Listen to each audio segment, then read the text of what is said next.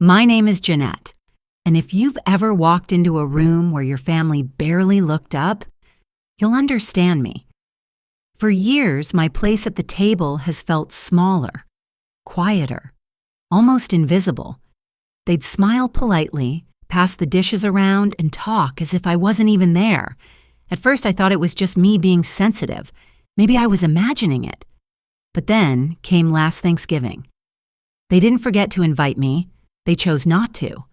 That silence, colder than any November wind, told me more than words ever could. And that's where my story begins. It started on an ordinary morning. I was at my kitchen counter, sipping lukewarm coffee that had gone stale before I even tasted it. The sun was streaming in through the blinds, making those long golden lines across the floor. It should have been comforting, but instead, the light felt sharp, almost intrusive, like it was exposing something I didn't want to see. I opened my email like I always do, scrolling past sales ads and newsletters I never remember subscribing to. And then I saw it. The subject line was cheerful, almost playful, written in big, bold letters. Harris Family Thanksgiving 2024, RSVP now. My heart skipped, then sank. I clicked before I could stop myself. And there it was, a long chain of replies, jokes, and plans. Cousin Lisa offering to bring her famous sweet potato casserole. Uncle Mike joking about carving the turkey like he does every year. Even Aunt Marie, who lives 3 states away and usually can't travel, had chimed in with a, "Count us in." But my name? Not there. Not in the email. Not in the CC line. Not even in the, "Oops, sorry, forgot you" kind of way. It was clear. They hadn't just overlooked me. They had left me out. I scrolled down further, my chest tightening with every line. Photos from last year's gathering popped up in the thread. Someone had attached a picture of the fireplace mantel decorated with autumn leaves, the same mantel where I'd hung handmade paper turkeys when I was 8. I remembered cutting them out with dull school scissors, proudly taping them up, waiting for someone to notice. Back then, Mom had smiled at me and said, "Nice job, honey." But moments later, she turned to my older sister, Carol, who had colored inside the lines perfectly, and said, "Now that's real talent." I hadn't thought of that memory in years, and yet in that moment, staring at the email thread, it came rushing back like it had happened yesterday. I sat frozen in my chair. The smell of coffee suddenly turned bitter, almost sour. I wanted to believe it was a mistake, a technical glitch. Maybe they sent it from a new address. Maybe I was on a different list. Maybe. But no, I knew better. Because it wasn't the first time. Last Christmas, Carol told me, "Oh, Jeanette, we thought you were busy with work." The year before that, my brother shrugged and said, "We didn't think you'd want to drive all the way." Always an excuse, always delivered with a smile, as if exclusion could be softened by politeness. I used to cry about it.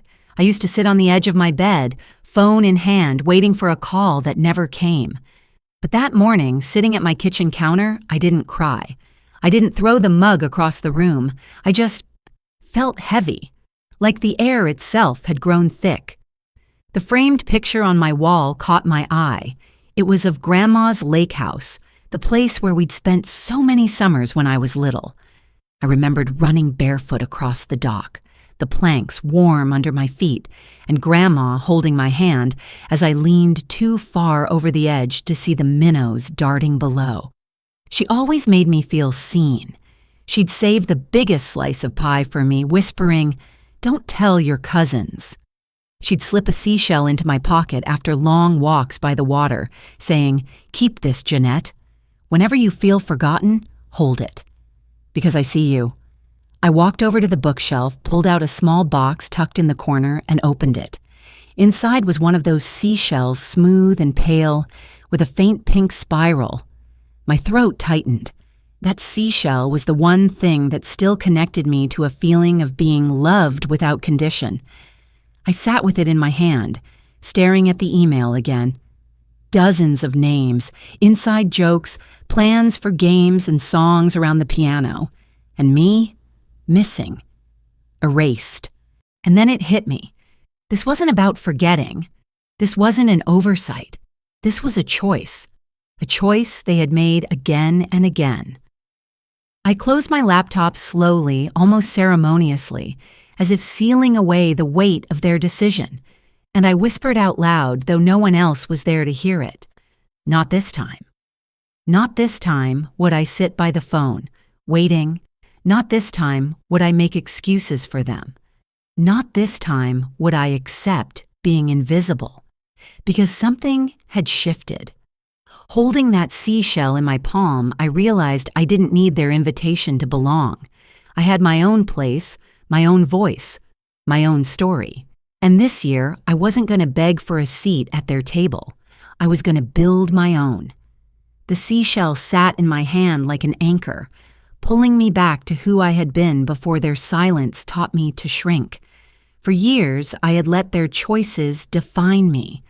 I was the one who lived too far away, the one too focused on work, the one too sensitive.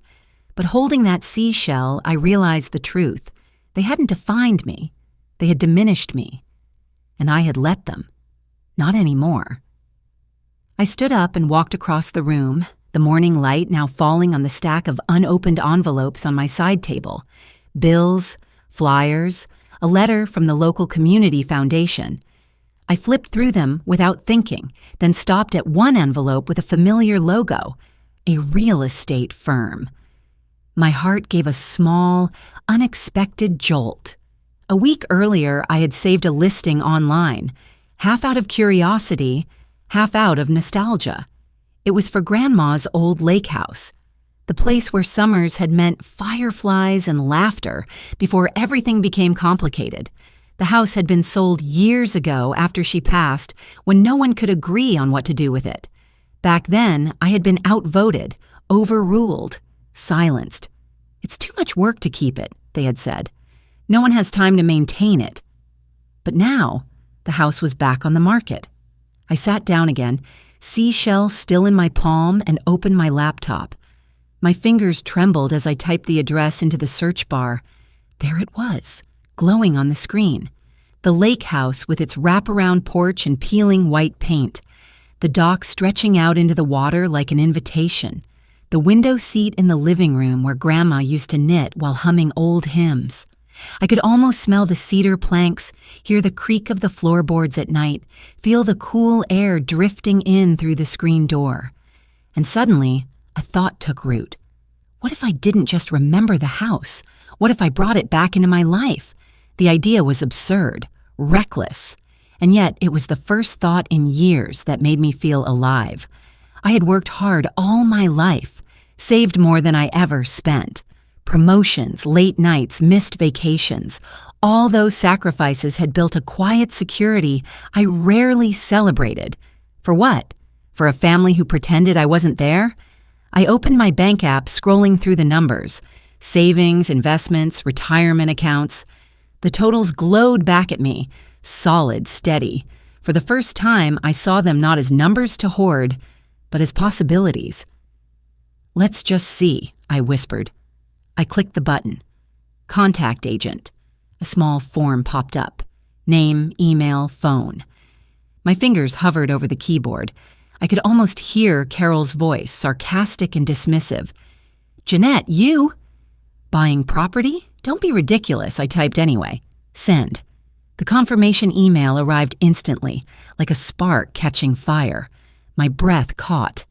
This wasn't a commitment yet, but it was a step they didn't know about, a step that wasn't for them. It was for me. That afternoon, the phone rang, an unfamiliar number. I hesitated, then answered. "Hello, this is Ellen from Lakeside Realty. I see you inquired about the property on Maple Shore Drive. Do you have a moment to talk?" Her voice was warm, professional. I swallowed, forcing steadiness into mine. Yes, I do."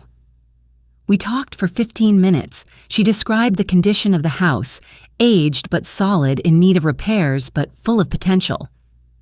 "It has history," she said, almost like she knew. "It feels like a place that remembers." I smiled faintly. "Yes, it does." She offered to schedule a private showing. I said yes before doubt could creep back in. That night, I lay awake in bed, the seashell on my nightstand catching faint moonlight. My thoughts spiraled between fear and exhilaration. Was I crazy? Was this some desperate act to prove a point to people who would never see me? Or was it something deeper, something I owed to myself? I thought about Grandma, the way she had told me once when I came to her in tears after being left out of yet another cousin's birthday party, "You don't need to chase their table, Jeanette. Build your own. People will come who are meant to sit with you. Build your own table." I closed my eyes and let the words settle like a blanket. The next morning, I drove out to the lake. It had been years since I'd been there. The road was narrower than I remembered, lined with tall pines and the occasional farmhouse. When the water finally came into view, my chest tightened. It was the same lake, shimmering under the early light, quiet and steady, as if waiting for me. The real estate agent was already there, standing by the porch with a clipboard. She smiled as I got out of the car. "Jeanette?" "I'm Ellen. Welcome back to the lake house back." The words stung and soothed at the same time. She handed me the keys and gestured for me to go inside. My hand shook as I turned the lock and pushed the door open. The scent hit me first, aged wood, dust, and something faintly floral, like lavender that had lingered through the years. My eyes swept across the living room. The window seat was still there, though the cushion was worn thin. The fireplace was empty, but I could almost see the glow of past winters. I walked slowly, touching the walls, running my hand along the stair railing. Each creak of the floorboards felt like a voice whispering, "You belong here." When I reached the kitchen, I froze. There, etched faintly into the wood of the pantry door, were initials. J+G. My breath caught. Jeanette and Grandma. I had carved it clumsily when I was 12, after she told me I'd always be her girl. I thought they'd painted over it when they sold the house. But no, it was still there, faint but unbroken. I pressed my palm against it, tears pricking my eyes. This wasn't just a house. It was a part of me I thought I'd lost. Ellen's voice came from behind me, gentle. "It feels like it's still yours, doesn't it?" I nodded slowly. It never really stopped being mine. That evening I sat by the lake, the keys heavy in my pocket. I hadn't made a final decision yet, but deep down I knew. This was more than real estate. This was reclamation. For years I had begged for scraps of belonging, waiting for someone else to see me. But here, in the quiet of the lake, I realized something. Belonging isn't given. It's claimed.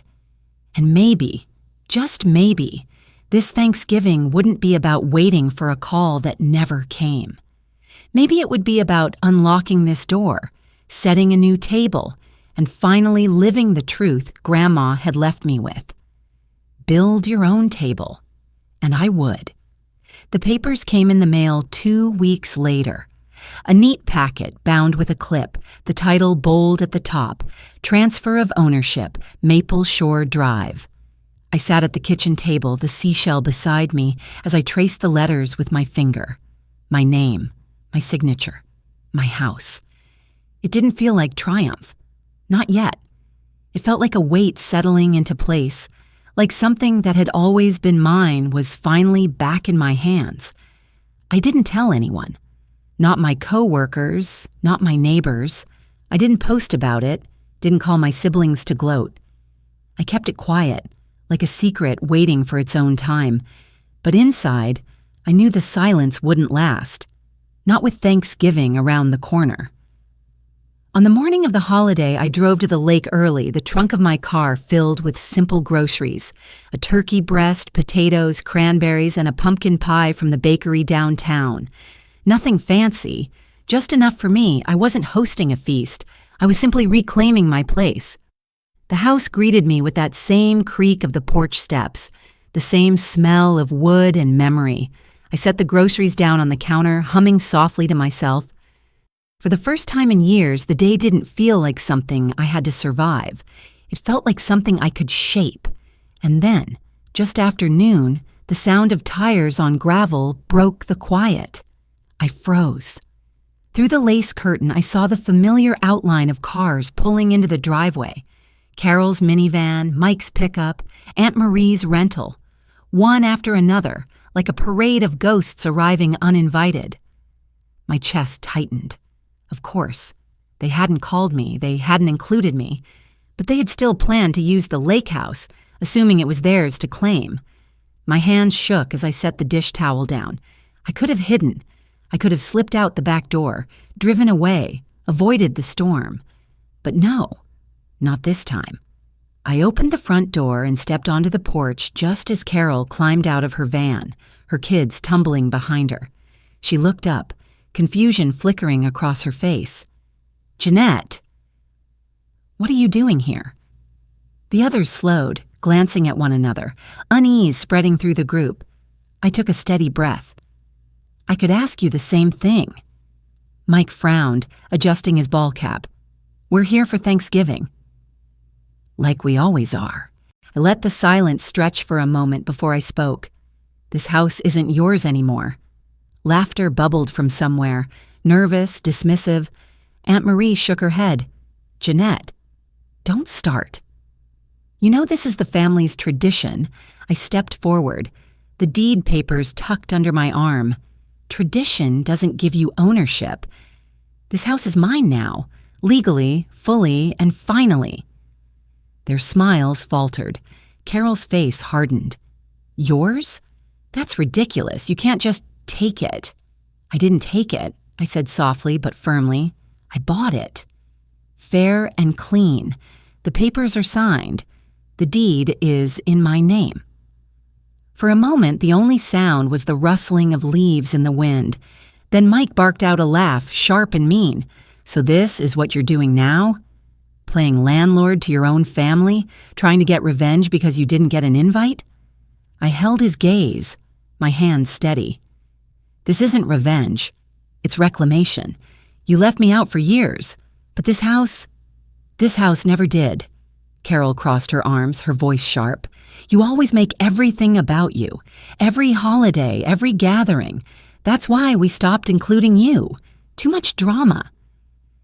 The words cut, but not the way they used to. This time I felt the sting and let it pass. "Maybe you see drama. I see survival. I see the cost of being erased, year after year. And I decided I wasn't going to beg anymore." Behind her, one of her kids tugged at her sleeve, whispering, "Mom, can we still go inside?" The innocence in that voice twisted something in my chest. This wasn't their fault, but this wasn't their house either. I straightened my shoulders. "I'm not locking anyone out today. If you want to come in, you can. But this time, you come as my guests, not as owners, not as people who can pretend I don't exist." The words hung heavy in the air. Aunt Marie looked down at her shoes. Mike muttered under his breath. Carol opened her mouth, then shut it again. For once, no one had a quick answer. Finally, Carol shook her head. "This isn't over. You'll regret this." I didn't flinch. "Maybe. But at least it will be my choice, not yours." They left sooner than I expected. One by one, the cars pulled out of the driveway, engines growling against the stillness of the lake. No big showdown, no screaming match. Just a quiet retreat, their pride too wounded to stay under my roof. When the last taillight disappeared, I stood on the porch. The November wind cold on my face. My knees trembled, but I didn't collapse. I didn't cry. I simply breathed. Inside, the house was quiet again. Mine alone. I set the turkey breast in the oven, mashed the potatoes, and lit a single candle on the table. It wasn't the feast of a crowded family, but it was honest. It was mine. As I sat down to eat, the seashell rested beside my plate. I held it for a moment, letting its smooth surface steady me. They had wanted me invisible, but here I was, visible to myself. And that was enough. Later that evening, as the sun dipped behind the trees and the lake shimmered in shades of gold, my phone buzzed. A text from Carol. "Why would you do this to us?" I stared at the screen, my thumb hovering over the keyboard. The old Jeanette would have poured out explanations, begged for understanding, tried to mend what had never been whole. Instead, I typed 3 words, "Not to you." Then I set the phone down, picked up my fork, and finished my meal in the warm glow of candlelight. The candle had burned low by the time I cleared my plate. The house was quiet again, only the hum of the refrigerator and the soft crackle of the old heater filling the silence. I thought I would feel triumphant, like I'd won something. But instead, I felt a heaviness in my chest, as if the walls themselves were asking, "Was this really what you wanted?" I washed the dishes slowly, letting the warm water run over my hands. Outside, the last of the daylight had vanished, the lake dark and still. I caught my reflection in the kitchen window, tired eyes, lines etched a little deeper than I remembered, but also something else, a steadiness. I had stood my ground. That was new. My phone buzzed on the counter. Another text, this time from Mike. "Real classy, Jeanette." Ruin Thanksgiving just to make a point. I stared at it for a long moment before placing the phone face down. My stomach nodded, but I refused to answer. Not tonight. The next morning, I woke to a series of missed calls. Carol, Aunt Marie, even numbers I didn't recognize.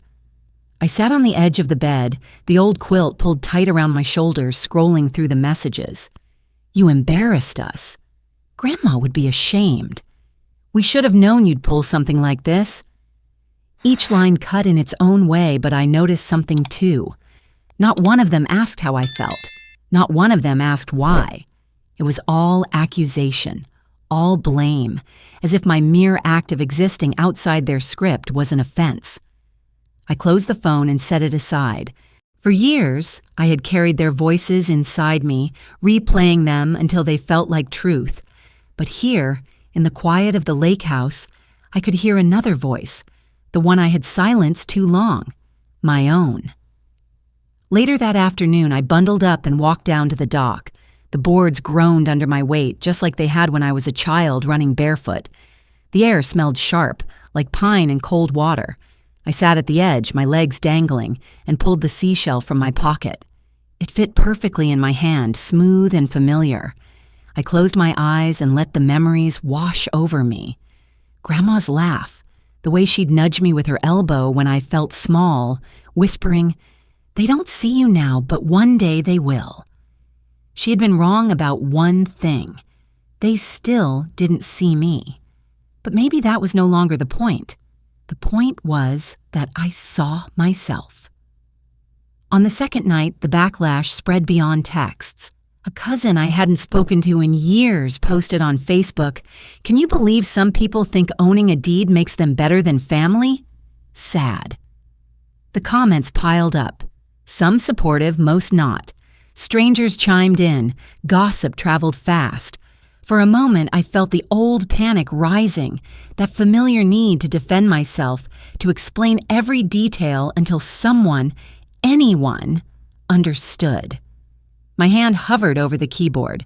Then I stopped. I closed the laptop. Because the truth didn't need me to argue for it. It simply existed.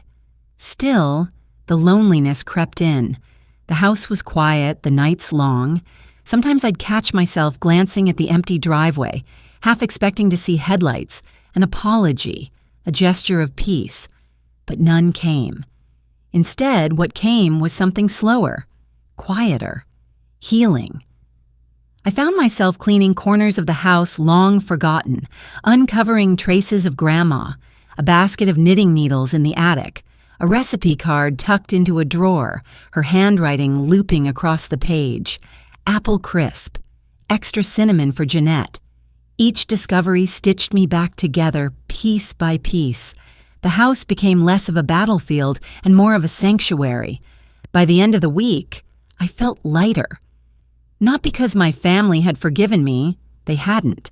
Not because the town believed my side of the story. They probably didn't. but because I no longer needed them to. One afternoon, while sweeping the porch, a neighbor strolled up the path, Mrs. Donnelly 2 houses down. Her silver hair gleamed in the pale sun, and she carried a tin covered with a floral towel. "I heard you were back," she said with a kind smile. "Figured you could use some company." Inside the tin were lemon bars dusted with powdered sugar. She sat with me on the porch, sipping tea as if no years had passed. "You know," she said after a pause, "your grandmother used to tell me about you. Said you were the one who noticed the tides changing before anyone else. Said you thought in seasons, not days." My throat tightened. I blinked back tears. "She really said that?" Mrs. Donnelly nodded. "More than once." It was such a simple gift, those words, yet they landed deeper than any apology from my family ever could. That night, I lit a fire in the fireplace for the first time. The flames crackled, filling the room with warmth. I sat cross-legged on the rug, seashell in one hand, recipe card in the other, and I realized something. This house wasn't about proving myself to them. It wasn't about winning or revenge or even recognition. It was about choosing myself, choosing peace over pleading, choosing presence over absence. For the first time in years, I wasn't waiting for an invitation. I was home. The phone buzzed again on the mantel. Another message from Carol. "You can't erase us, Jeanette. Family is forever."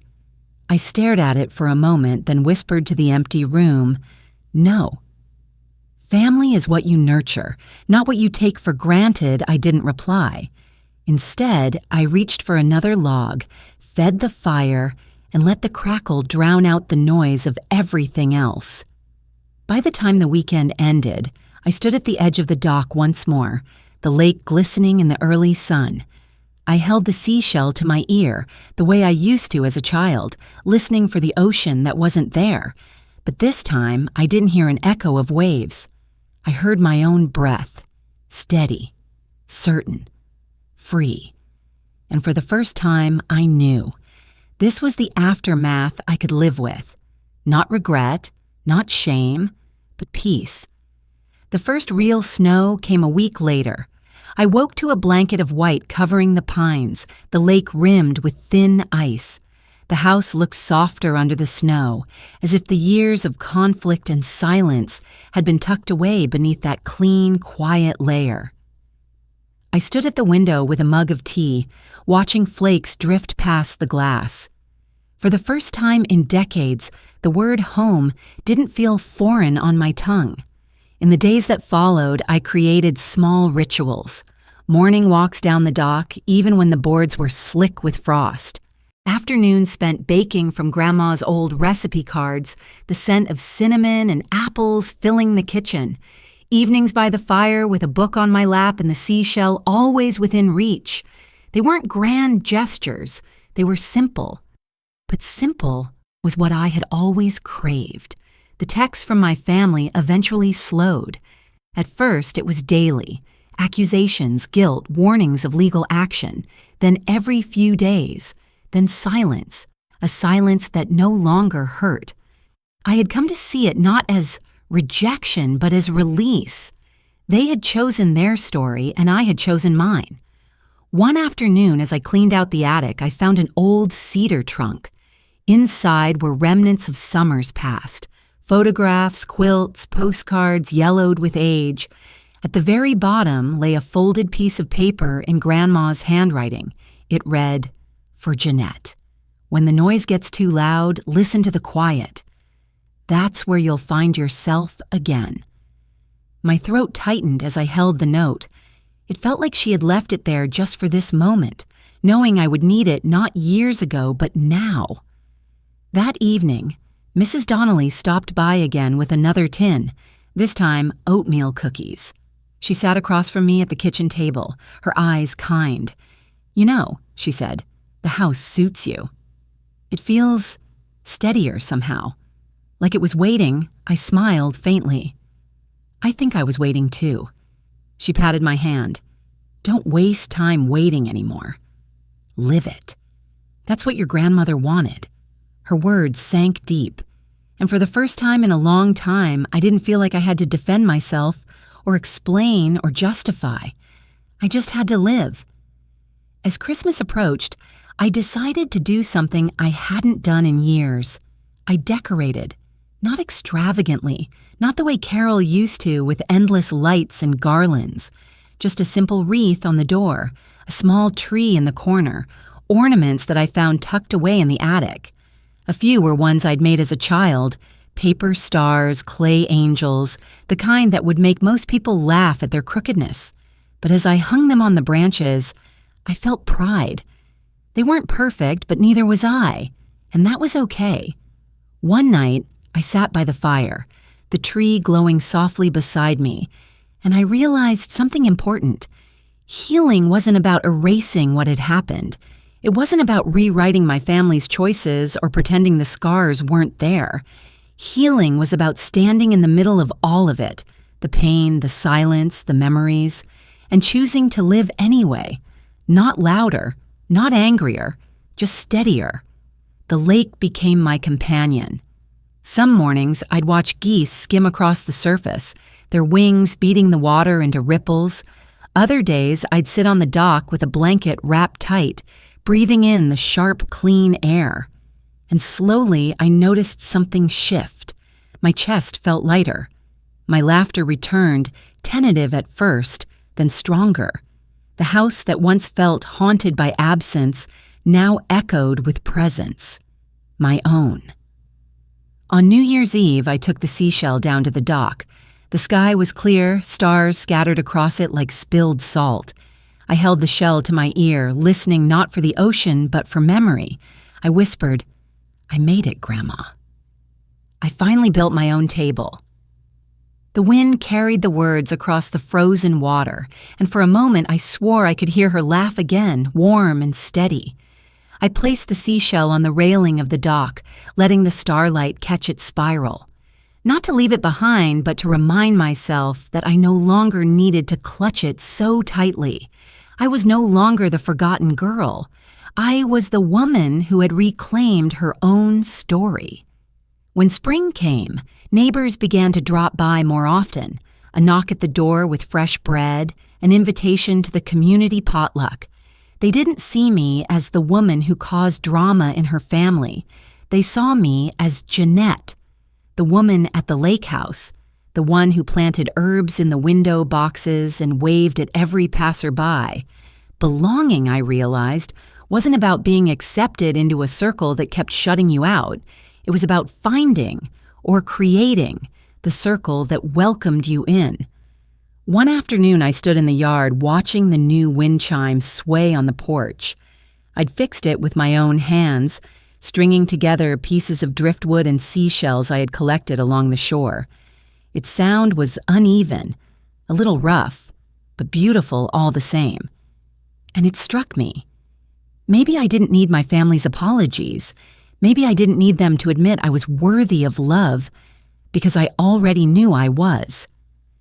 As I closed the door that night, the lake behind me, I felt the circle complete. Not the circle of their approval, but the circle of my own healing. I whispered to the quiet house, to the woman I had once been, to the woman I was now. I'm home. And this time, I believed it. Jeanette's story began with silence, empty chairs, missing invitations, and years of being unseen. But it didn't end there. By choosing herself, she reclaimed not just a house, but her voice, her peace, and her worth. The lesson is clear. Healing doesn't come from waiting for others to change. It comes from building your own table and knowing you belong, even if no one else says so. Thank you for watching. If this spoke to your heart, please like, share, and subscribe. And remember, your love, your truth, your place are worth defending.